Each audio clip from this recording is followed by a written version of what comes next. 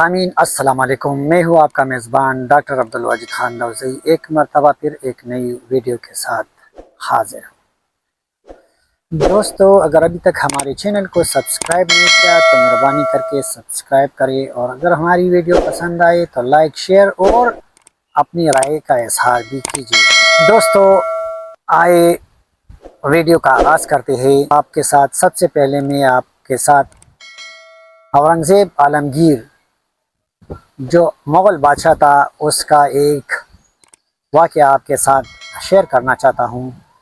اورنگزیب عالمگیر کو عالمگیر اس لیے کہتے ہیں کہ انہوں نے پورے ہندوستان پہ بادشاہت کی تھی، اور وہ جہاں پہ بھی حملہ آور ہوتے اور وہاں پہ قابض ہو جاتے اور واپس آ جاتے تو یہ معمول کی بات ہے کہ وہاں پہ اس کے دوست، احباب، اپنے رشتہ دار سب مبارکباد دیتے ہیں۔ تو اورنگزیب عالمگیر کا ایک بیٹا تھا جس کا نام شہزادہ محمد اکبر تھا۔ جب بھی کسی جگہ سے فتیاب ہو کے واپس آتا تو یہ تو پہلے ان کو مبارکباد نہیں دیتا، جب بھی یہ مبارکباد دیتا تھا تو اس کی مبارکباد میں وہ ولولہ اور جذبہ نہیں ہوا کرتا تھا۔ ایک دن دربار میں اورنگزیب عالمگیر نے اپنے بیٹے شہزادہ محمد اکبر کو بلایا اور اس کو ایک دور دراز علاقے پہ بھیجا کہ یہ علاقہ آپ کا ہوا، آپ باقی زندگی وہاں پہ گزارے، اور جب آپ کی ضرورت مجھے پڑے تو پھر میں آپ کو واپس بلا لوں گا۔ اس کے جانے کے بعد وہاں پہ اورنگزیب عالمگیر کے ساتھ ایک وزیر تھا، تو اس نے اس سے پوچھا کہ بادشاہ سلامت، یہ تو آپ کا اپنا بیٹا تھا، آپ نے اس کی بہت اچھی پرورش اور ٹریننگ کی تھی، اس نے کیوں آپ کو اتنا دور بھیجا؟ تو اورنگزیب عالمگیر نے اس کو جواب دیا کہ جب بھی آپ کو کوئی خوشی حاصل ہو جائے یا کوئی آپ کامیابی حاصل کر لے اور آپ کے ارد گرد جتنے بھی لوگ ہیں وہ آپ کو مبارکباد نہ دے اور یا مبارکباد دے دے تو اس میں اتنا ولولہ اور جذبہ اور وزن نہ ہو تو سمجھے کہ یہ آپ کا اپنا نہیں ہے، یعنی آپ کا دشمن ہے۔ اورنگزیب عالمگیر کا مراٹھیوں کے ساتھ جنگ شروع ہو گئی، اور یوں اس کی عقل اور دانش مندی کی وجہ سے جس نے شہزادہ کو دور بھیجا تھا تو وہی شہزادہ محمد اکبر مراٹھیوں کے ساتھ شامل ہو گیا اور یوں اپنے والد صاحب کے خلاف جنگ لڑنا شروع ہو گیا، اور آخر میں ایران چلا گیا اور وہاں وفات پا گیا۔ دوسری میں آپ کے ساتھ ایک کوٹیشن شیئر کرنا چاہتا ہوں۔ ٹائٹینک مووی زیادہ تر لوگوں نے دیکھی ہوگی، اگر نہیں دیکھی تو اس کو دیکھ لیں۔ اس کے ہیرو کا نام ہے ڈیکارپیو لونارڈو۔ ان کا ایک کوٹیشن ہے کہ جب آپ کو اپنی فیلڈ میں، آپ جس فیلڈ میں بھی ہو اور آپ کو کامیابی حاصل ہو اور آپ وہ کامیابی منا رہے ہو اور ایک حال میں وہ جشن آپ منا رہے ہو اور وہاں پہ جتنے بھی لوگ ہوئے اس پہ نظر ڈالیے، جو لوگ تالیاں نہیں بجاتا ہے تو سمجھو کہ وہ آپ کی کامیابی سے خوش نہیں ہے اور وہ آپ کا دوست نہیں ہے۔ سامعین، میرے ان دو مثالوں کے پیچھے جو لاجک تھا، آئیے وہ اس کی آپ کو وضاحت کرے۔ سابق وزیر اعظم میاں محمد نواز شریف اور سابق وزیر اعظم عمران احمد نیازی، ان دونوں نے موجودہ انڈیا پاکستان کانفلکٹ میں چپ کا روزہ رکھا تھا۔ میں نے پچھلی ویڈیو میں میاں محمد نواز شریف کو ان کی خدمات کی وجہ سے جنہوں نے پاکستان کو محفوظ بنانے میں اپنا کردار ادا کیا تھا، اپنے اور اپنی قوم سے اپیل کی تھی کہ اس موقع پر ان کو سلام پیش کرنا چاہیے، وہ اس چیز کا مستحق ہے کہ ہم اس کو سلام پیش کریں، مگر موجودہ پاک انڈیا کانفلکٹ کے دوران انہوں نے بالکل ایک لفظ تک نہ بولا اور نہ للکار کے پکارا انڈیا اور مودی کو۔ Even when he was here in you کے تو کچھ جرنلسٹوں نے ان سے اس کے بارے میں سوال کیا تو اس نے ان کی طرف اس طرح دیکھے اور سیدھا اپنی گاڑی میں بیٹھ گیا. مطلب یہ کہ انہوں نے ایک لفظ تک نہ بولا. پھر آئیے دوسرے وزیر اعظم عمران احمد نیازی کے بارے میں. انہوں نے بالکل ایک لفظ تک نہیں بولا اور ان کی بہن کی 3 مختلف سٹیٹمنٹ آئے. پہلے انہوں نے کہا کہ مودی اور نواز شریف کی ملی بھگت ہے, یہاں پہ نواز شریف پاپولر نہیں ہے اور ادھر مودی پاپولر نہیں ہے. پھر انہوں نے کہا کہ انڈیا آئے گا ان کو تھپڑ مارے گا, یہ لڑنے کے قابل نہیں ہے. پھر جب انہوں نے اٹیک کیا تو انہوں نے کہا اسی طرح وہ آ کے تھپڑ مارے گا اور یہ کچھ نہیں کہیں گے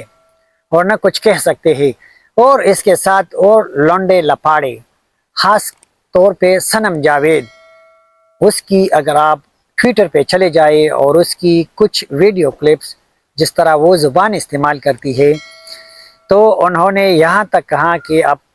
الیکشن لڑنے کے یعنی جیتنے اور چرانے میں آپ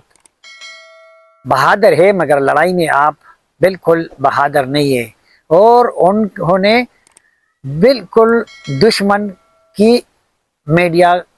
کے طور پہ کام کیا. جس طرح انڈیا میں گودی میڈیا نے پاکستان کے خلاف اور پاکستانی فوج کے خلاف جو زبان استعمال کر رہے تھے, بالکل اسی طرح یہاں پہ پاکستان میں بھی یہی حال تھا